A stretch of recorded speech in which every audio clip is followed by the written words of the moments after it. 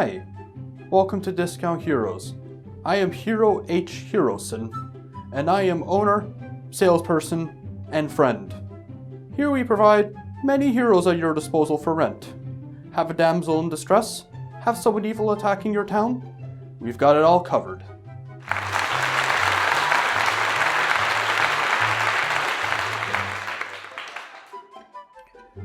What prices do we have for heroes? Why, they're all so cheap. Cheap, cheap, cheap, cheap. Cheap heroes. Woo! Why, look how small the prices are. Look at the size of these red blood cells. They're even bigger. I love working here so much that I'm even working today. Take a look. You see this? This is a sty. I have a sty in my eye, but I'm still working.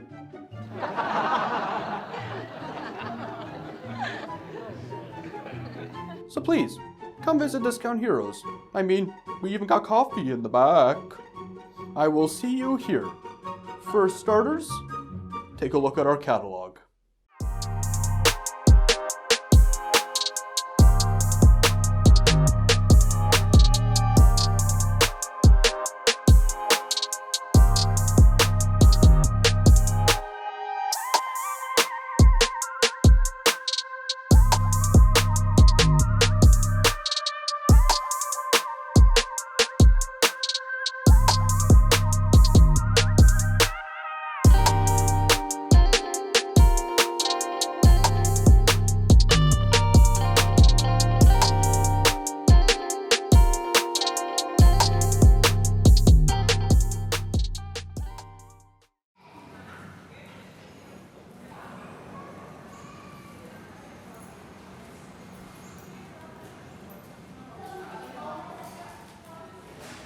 Ah, a customer. Please come in. Oh, hi. I'm Hero H. Heroson of Discount Heroes. You want a hero? I got it. And if I don't got it, I'll get it. What type of hero are you looking for? Big, small, fast, slow? I have it all. I am not happy until you're happy. Why? Why don't we make a deal right now? You know, I think I'll just take a... Why, take a look at our first hero, Gabriel Knight. Why, he is a Schottenjäger. He can get rid of anything supernatural. It only costs 1,000 gold. Nah, that's too expensive. Plus, I don't really have that kind of issue. Why, I can also show you Manuel Caravera, who goes by the name of Manny. He, well, does the weird things. All he requires is for you to die. Nah, I really don't want to die in exchange for this. And we also have Larry Laffer. Well, he can rescue anyone, as long as she's a babe. All he requires for payment... All he requires in payment are 2 smoking hot babes. You know, I don't think so, because I kind of need something for a fantasy world with a sci-fi twist. Is there anything you can give me for that? Well, then we also have King Graham. He can do anything fantasy related. All he requires is to become the king of your kingdom. But I don't own any sort of kingdom. That hero's kind of pointless for me. Well, we have this unnamed hero, but when he signs a signature, his name is Aiden. He is for a quest of glory. All he requires for completing a task is a title. I don't know. From what I heard about that hero, he requires some sort of quest board. And again, I'm too small for something like that. Wait, what about that hero over there? Oh, that's just a random hero collecting dust. Trust me, you're not interested in him. Why would you go for him? Hell, even his game is forgotten, and no one has ever heard of it today. Hell, people are just confused with the Genesis title. Does he even have a name? What was the name again? I think it was Rodrigo? He does a princess rescue service. He only charges 25 pieces of gold with 8 as a down payment. I don't know.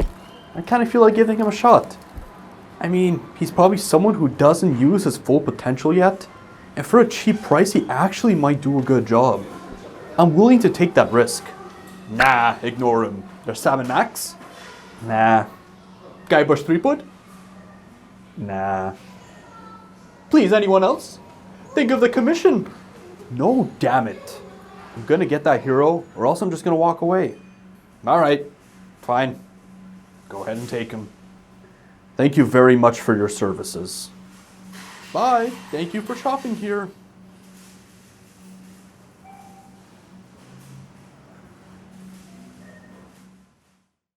Ah, yes. Point-and-click games that everyone forgot about.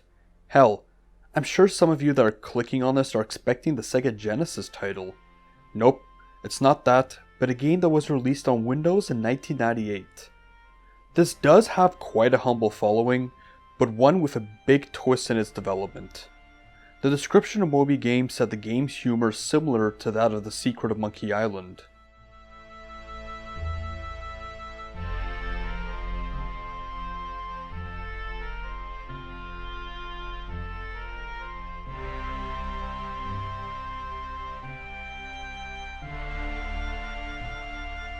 Is this a treasure that I've just unearthed? Or should it still be forgotten? Stay tuned to find out. Who's that pointing and clicking his way to internet fame? You might be a little too cool for your mainstream kind of games. But if you like retro consoles and obscure PC stuff, then you might just be hip enough for this pretentious hipster. This one, I don't even think was released in America. I'm finding conflicting information between Wikipedia and Moby Games, with one saying THQ released this in Europe, while another says North America. However, I can say that this most likely had the biggest following in Germany, with the magazine ads that I can find being from there. Either way, I can't really find any info on this, even though it was received quite well.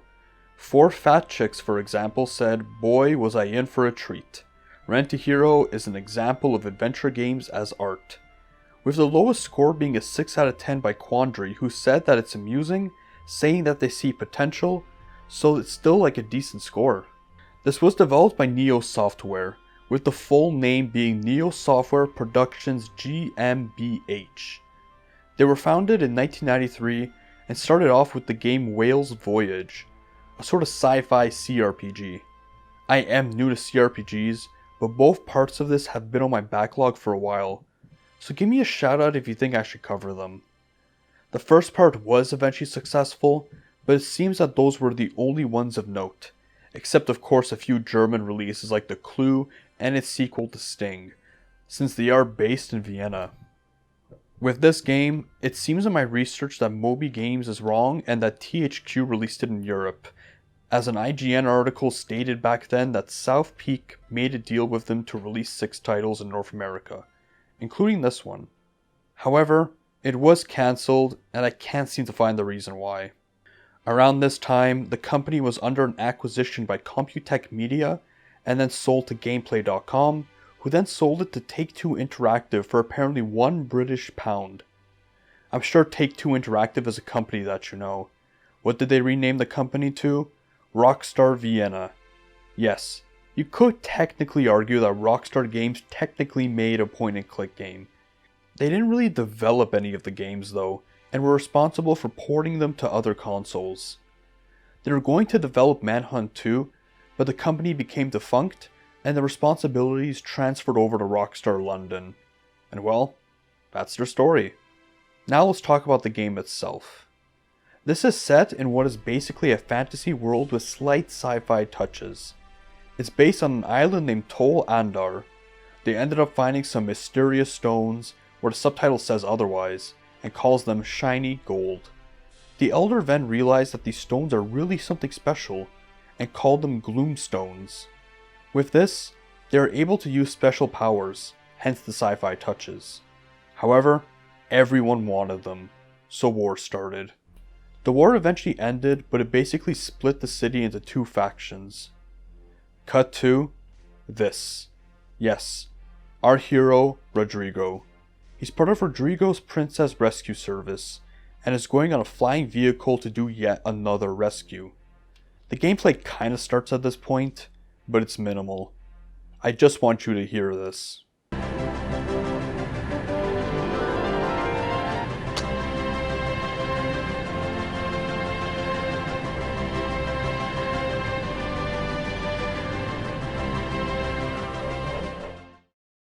Yeah, the music is just so damn fantastic.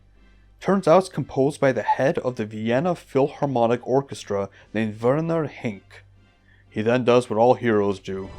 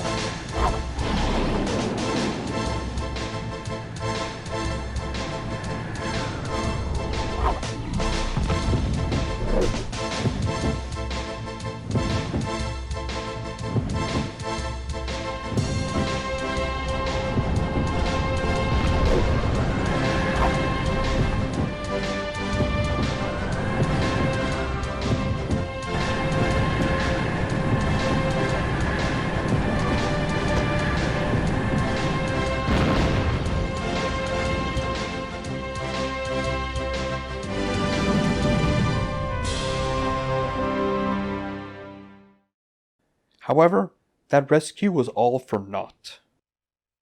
You cannot begin to imagine just how cruel this ghastly dragon was. It always looked at me as if it was about to eat me. And as you know, they do prefer the fuller figure. By the way, this tendency to be curvy runs in the family.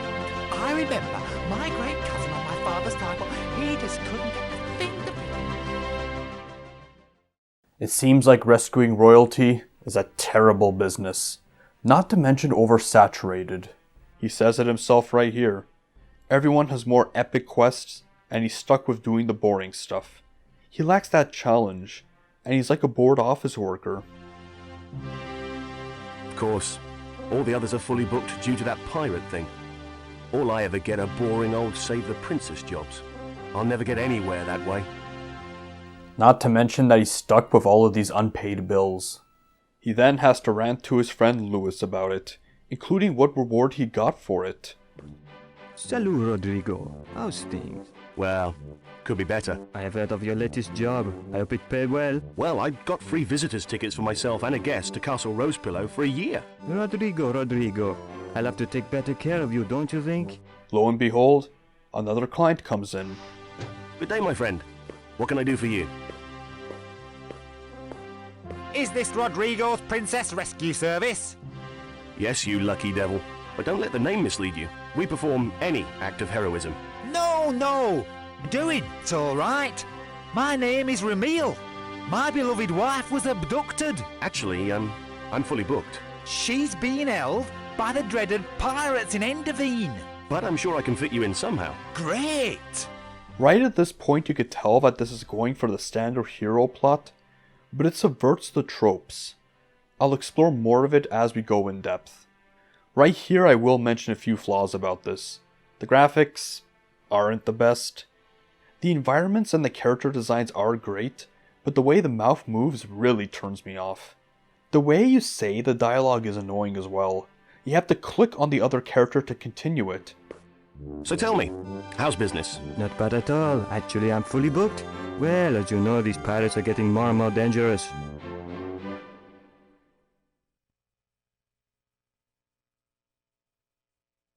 Yeah, I could do with one of those pirate jobs. Don't underestimate them. Only recently they took Enderveen.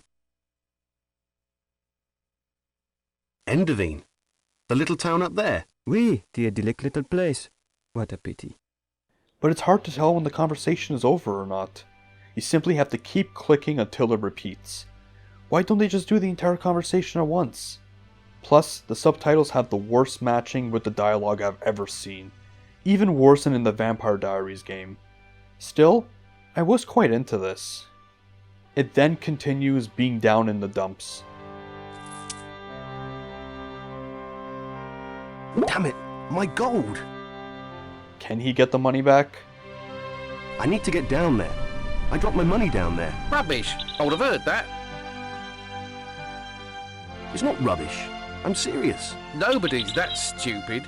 You're just trying to take the mickey.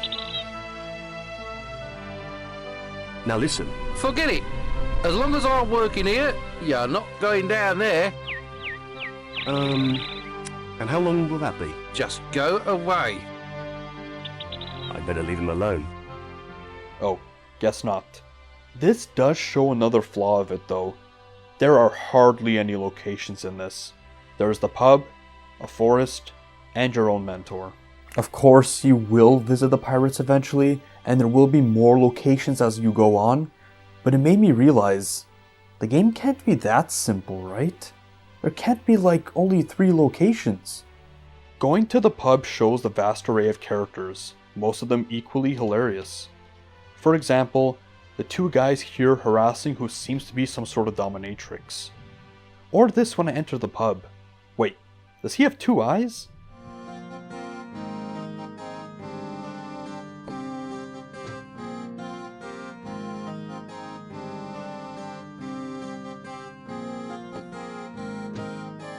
You don't talk much, do you? You do, don't you?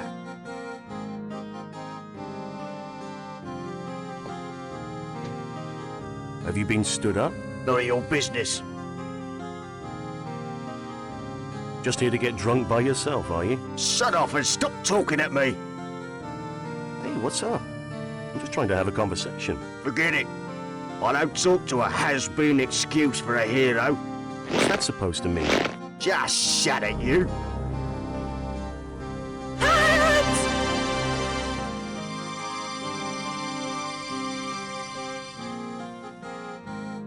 Anyways, the secret of Monkey Island can kind of be compared to this, with both of them being self-aware. However, the humor itself I would say is a tiny bit different, but still, I had a blast with the jokes from both of them. Entering the forest, it seems so familiar to me. This is just like those Sierra games like King's Quest and Quest for Glory, with its almost maze-like layout of the forest. I mean, is this game really the result of LucasArts and Sierra having a baby? I mean, they do have their bullshit parts too. Ah yes, clicking on an item for the first time, no result, and then clicking again gives you an item, with absolutely no indication that an item is there. Guess I gotta interact with every item twice. This is pretty much the only aspect that makes puzzles like these challenging. That was honestly one of the cheapest tricks I've seen in a point-and-click game. They do go for a decent sort of crumb trail here to solve the puzzles for the most part. Trading stuff with a small girl. Can I borrow your rope for a minute? I really need it. No, Please? Pretty please? no.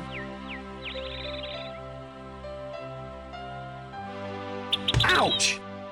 It won't work like that. I'll have to find another way. Or perhaps a completely absurd yet hilarious one is stealing an earring from someone. Oh, Master, look. I think your exercise device is lowering.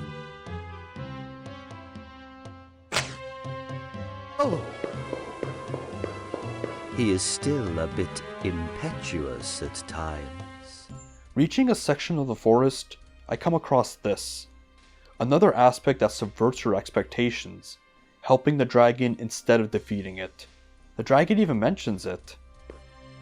Have you come to slay another dragon? No. I didn't even know this gorge existed. Good.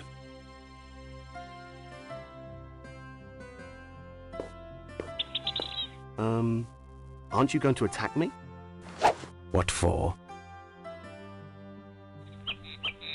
This might sound corny, but are you sad? Yes. It does sound rather strange. What business is it of yours, Dragon Slayer? Hey, everybody's got their job.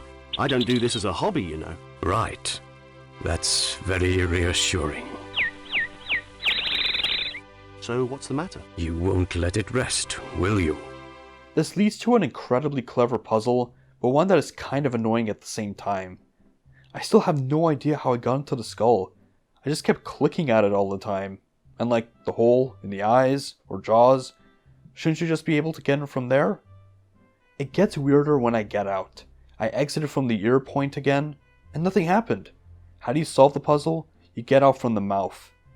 I can kind of see why as you open your mouth from the inside, but if you do what I did, I'm absolutely sure that you would get stuck in a frankly absurd way. Honestly, like, I kind of get that it was there, but they should have foolproofed it and just blocked the ear, like put the vines back or something. It's just an unnecessary way to make someone stuck. A part I absolutely love is disguising yourself as a pirate. Look at how that turns out. Hi, friends. Could I possibly have a beer? Ha ha ha ha! Ha ha ha ha! Can I have one or what? Big girls wowzers like you shouldn't be allowed to leave the lower decks anyway! If you want beer, go suckle from your mum's breast. We drink real men's stuff here.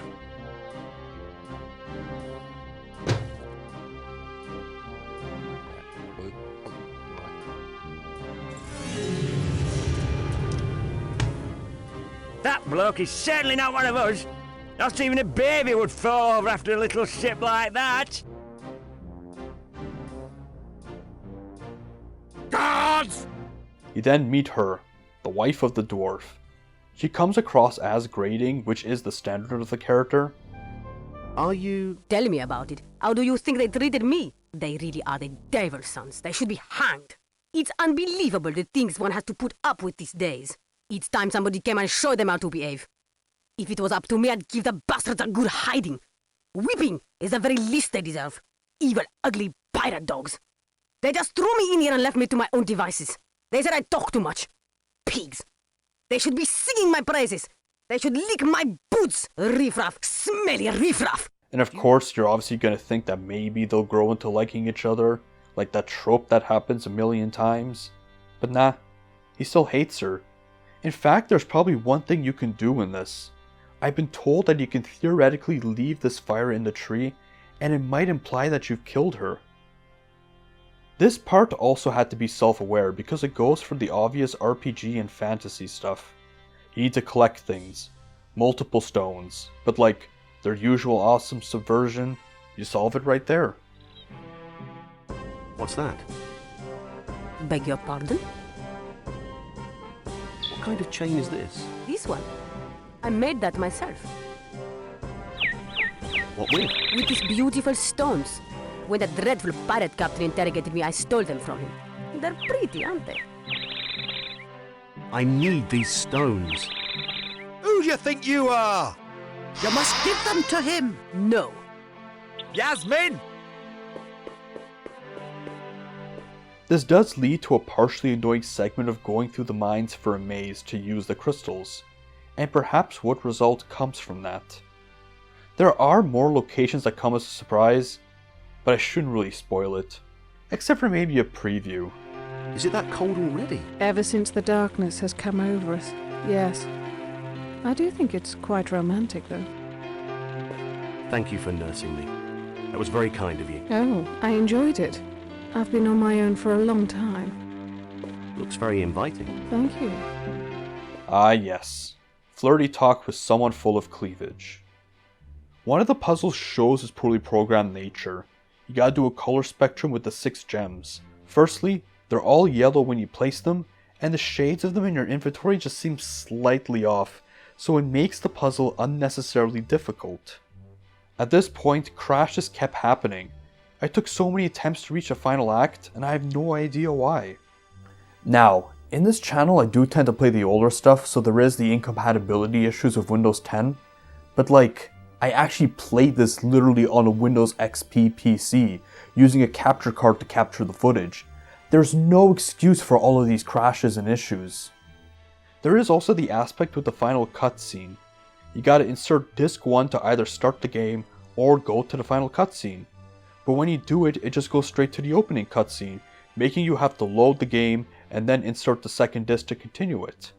As I was looking it up, I found a walkthrough that said to hold the shift key when inserting the first disc so that it won't automatically run, resulting in the opening cutscene starting.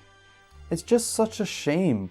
With this, the weird dialogue system and all the crashes, it just kind of seemed like a poorly coded game.